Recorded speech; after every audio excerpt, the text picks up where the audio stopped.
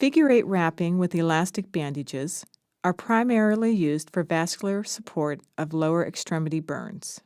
However, these bandages can be used on the arms for edema management or graft protection.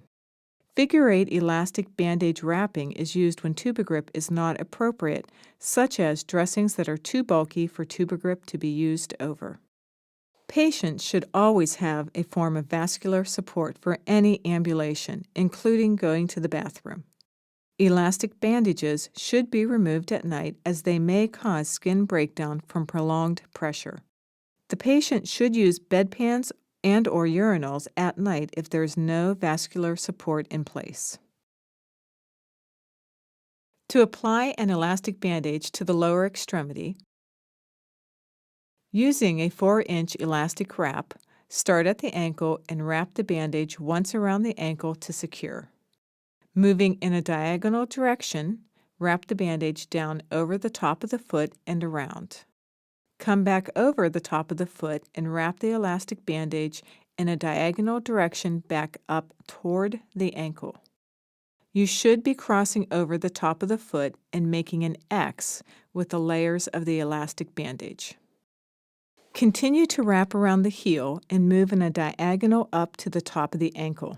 Do not spiral the bandages up the leg. You go angle up right here, see that? Straight across in the back. See the angle there?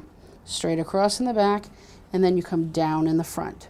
Wrap the elastic bandage behind the leg and ankle, and then back down the leg, crossing over previous wraps and continuing the X pattern. Continue diagonally with this pattern, up and around, down and around, etc., until you have gone up the entire length of the leg. Use as many of the 4-inch elastic bandages as needed to wrap the lower leg. Then transition to a 6-inch elastic bandage for the upper leg, depending on the size of the leg. Secure the bandages with tape. Tubigrip provides vascular support for edema management of a limb, in this example, a lower arm. To apply Tubigrip to the lower arm, measure the widest part of the forearm.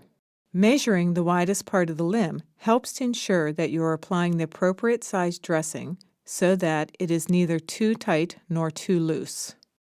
Next, measure the length of the arm from the knuckles to just below the elbow crease. This will help minimize edema to the hand. Do not stop at the wrist, as Tubigrip can act like a tourniquet, causing the hand to swell and making it difficult for the patient to stretch and perform functional tasks. Cut the Tubigrip to the appropriate length. Make a small V cutout for the thumb hole. Gather the Tubigrip in your hands and spread the material open as wide as possible for the hand to pass through.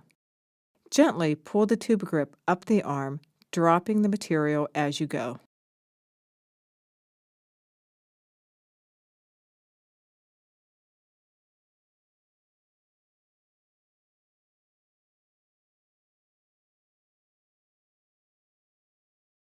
Tubigrip is used to provide vascular support and edema management of the foot and leg. Tubigrip should not be used on legs if the underlying dressings are bulky, as it will not provide adequate vascular support. If bulky dressings are present, use the Figure-8 elastic bandage wrapping technique instead. To apply the Tubigrip to the lower leg, measure the widest part of the leg. Usually this is around the heel or the widest part of the calf.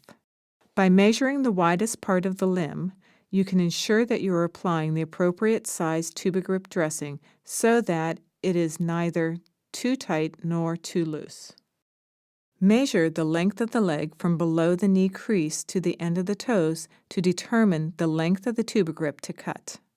Do not end the Tubigrip at the ankle, as this may act like a tourniquet and cause swelling of the foot. To end the Tubigrip at the toes, cut the Tubigrip here. If the foot is especially swollen and increased vascular support is needed, extend the length of the Tubigrip past the toes and double it back to the midfoot. Cut the Tubigrip to this new length. Gather the Tubigrip in your hands, stretch it as wide as needed to go over the foot, and apply the Tubigrip, leaving extra length at the toes. If your patient or another person is able to assist you, this will help prevent bunching of the dressings under the Tubigrip or causing more pain to your patient by dragging across the wounds. Then even out what's on the foot so you don't have any wrinkles. We can either put it straight back like this, and then you have double the pressure on your foot, but since your foot is much smaller here than here, you're not really getting double the pressure, you're getting almost the equal pressure that the rest of your leg is getting.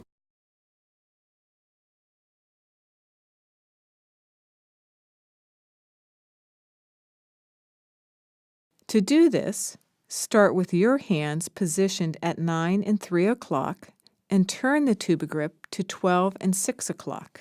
Giving too much of a turn will cause more bunching of the Tubigrip at the toes and increase the patient's discomfort. To apply the Tubigrip to the thigh, measure the Tubigrip from below the knee, allowing for 2 to 3 inches of overlap, and measure to the upper thigh. Gather the Tubigrip in your hands and stretch it as wide as needed to go over the foot and up the leg. Apply the Tubigrip from just below the knee to the mid-thigh. We're going to get it up and overlap it 2 to 3 inches here below the knee, and then pull up and let go as you raise it up on the thigh. Again, having your patient or another person assist you will ease with this application process of the Tubigrip.